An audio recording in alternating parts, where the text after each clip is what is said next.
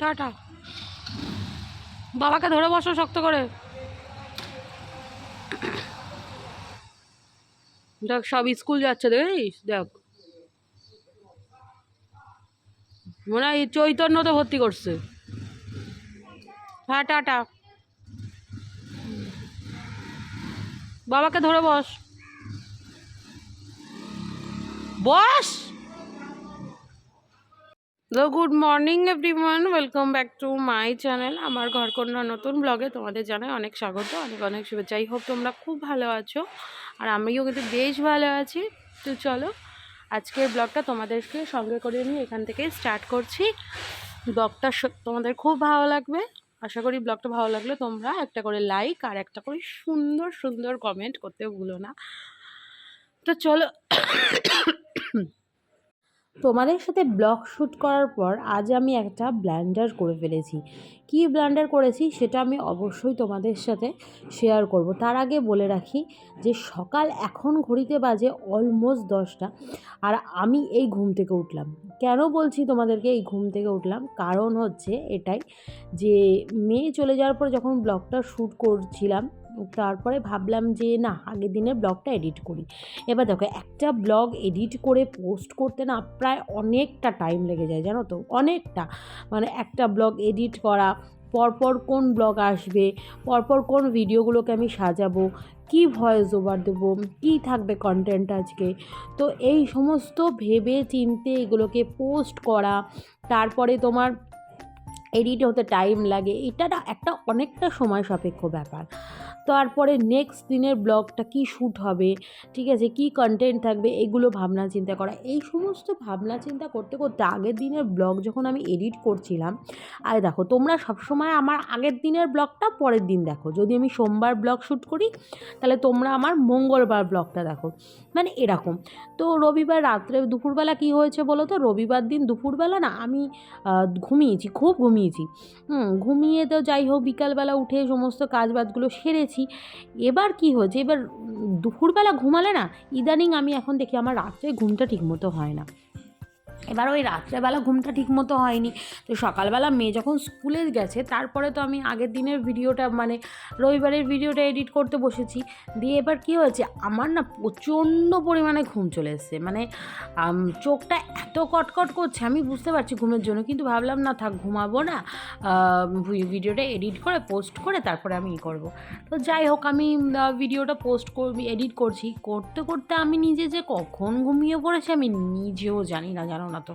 মানে কি বলবো, মানে আমি মানে ভাবতেই পারিনি।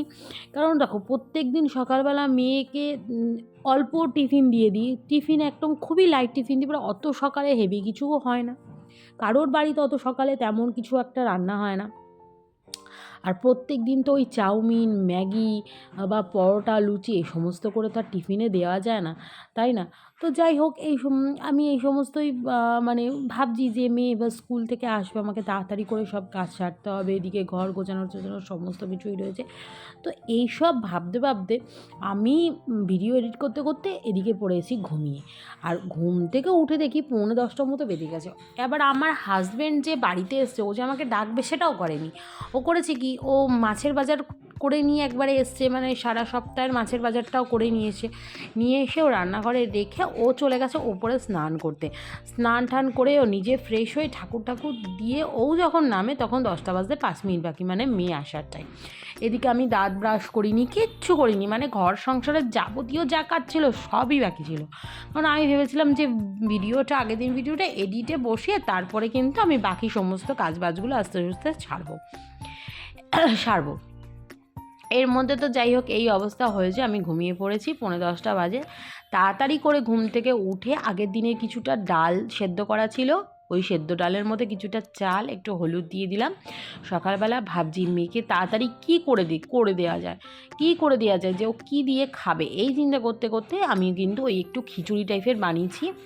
একটু বেশিই বানিয়েছিলাম যাতে ওর বাবারও টিফিন হয়ে যায় আর ওরও টিফিন হয়ে যায়। আর ওর মেয়ে বললো, মা এই খিচুড়ি দিয়ে কী দিয়ে খাবো, তো তুমি একটু গোল গোল করে আমাকে আলু ভেজে দাও আর একটুখানি একটা ডিম ভাজা করে দাও। আমি প্রথমে ডিম ভাজাই বলেছিলাম, ও আবার একটু ওই যে বলে না, একটু মানে ভরপুরটা, মানে আর কি থালা একদম ভরে থাকবে, দেখতে ওর খুব ভালো লাগবে, সেটাই খাবে। আমার মেয়ে আবার খুব খাদ্যরসিক। তো যাই হোক, ওকে আবার একটু গোল গোল করে আলু ভেজে দিলাম আর ডিম ভাজা করে দিলাম, ওর বাবাকেও সেম দিয়েছি, দুজনে মিলে ওটাই খেলো। আর আমি তো এখন আর ভাত খাই না, যেহেতু অনেক দিন হয়ে গেল, প্রায় আজকে 7-8 মাস মতো হয়ে গেল আমি সকালবেলা খুব একটা ভাত খাই না। এর মধ্যে ওই যেদিনকে খুব পেট খারাপ হয়েছিলো, তো সকালবেলা একটু টিফিনে ভাত খেয়েছিলাম। ওই ভাত খাই না দেখে আমার আর ভাত খেতেও ইচ্ছা করে না। হ্যাঁ, তো এদিকে মেয়েকে পড়াতেও হবে, পড়াতে বসিয়েছি, এদিকে কিন্তু আমি কুটছি, বাড়ছি, রান্না করছি, সমস্ত কিছুই করছি। এদিকে মেয়ের এখন ঘড়িতে এই যে রান্নাটা দেখছো না, এই সময় মোটামুটি ঘড়িতে ওই 1:45 মতো বাজে। এদিকে মেয়ের স্নানও হয়ে গেছে, ওকে স্নান করানো, সমস্ত কাজ আমি কিন্তু যতই ওই দেরি করে ঘুম থেকে উঠি না কেন, ফটাফট হয়ে গেছে। মানে আমি ভাবতেও পারিনি, বিশ্বাস করো, যে আমি এইভাবে ঘুমিয়ে পড়বো, মানে আমার সেটা একদমই কল্পনার বাইরে ছিল। হ্যাঁ, আর মানে কী আর বলবো, মানে কিছু আর বলার নেই।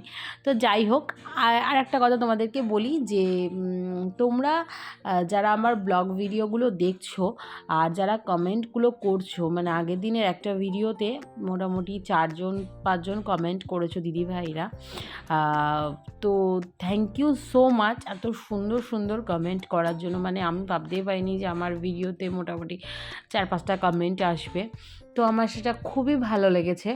আর তোমরা সত্যি আমাকে যদি এইভাবে কমেন্ট করতে থাকো না, তাহলে মানে বিশ্বাস করো, মানে আমি সত্যি খুব এনার্জি পাই, যে না আমার ভিডিও কেউ দেখছে, আমার ভিডিও কারো ভালো লাগছে।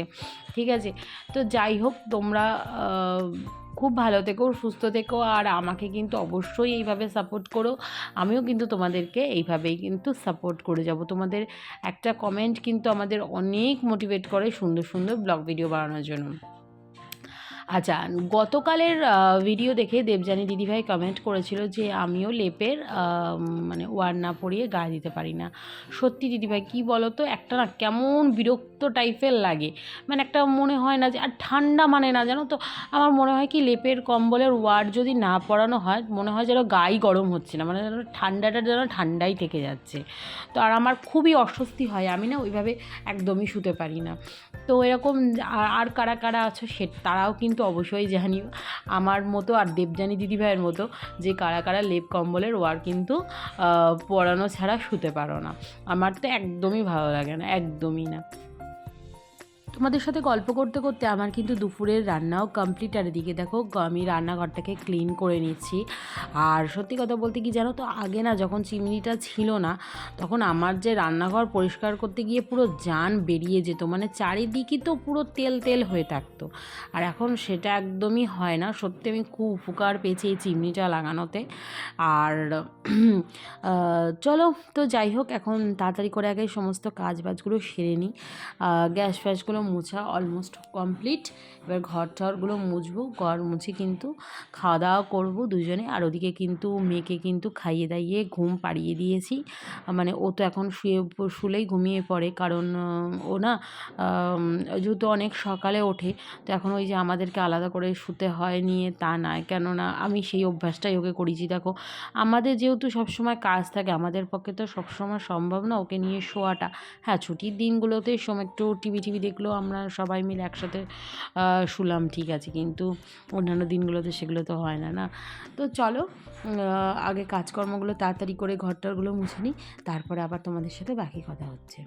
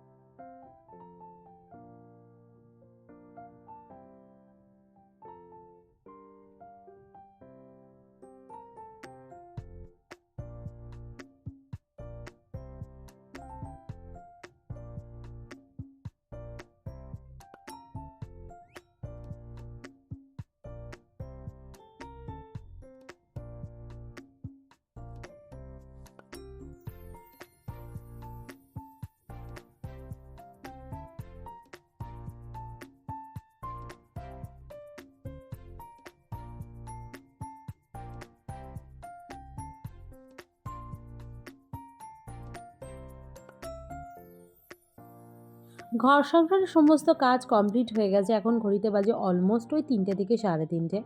আর বরেরও সমস্ত কাজবাজ হয়ে গেছে, ও দুপুরবেলা ওরও স্নান টান হয়ে গেছে, স্নান করে ঠরে নিয়ে দুজনে মিলে এখন কিন্তু খেতে বসেছে। এদিকে মেয়ে কিন্তু ঘুমাচ্ছে। আর এখন কিন্তু এই খাওয়া দাওয়া করে একটু বিশ্রাম নেব, বিশ্রাম নিয়ে আবার সন্ধেবেলা মেয়েকে নিয়ে কিন্তু পড়াতে বসাতে হবে। তো বন্ধুরা, আজকের ভিডিওটা এই পর্যন্তই। আর তোমাদের কেমন লাগলো সেটা কিন্তু অবশ্যই জানিও। আর নেক্সট তোমরা কি ব্লগ ভিডিও দেখতে চাও সেটাও কিন্তু কমেন্টের মাধ্যমে জানাতে পারো। আমি চেষ্টা করবো সেসব ভিডিওগুলো তোমাদের সাথে শেয়ার করার। তো চলো, আবার দেখা হবে একটা সুন্দর নতুন ব্লগে। ততক্ষণের জন্য তোমরা ভালো থেকো, সুস্থ থেকো, অল টাইম হ্যাপি থেকো। টাটা।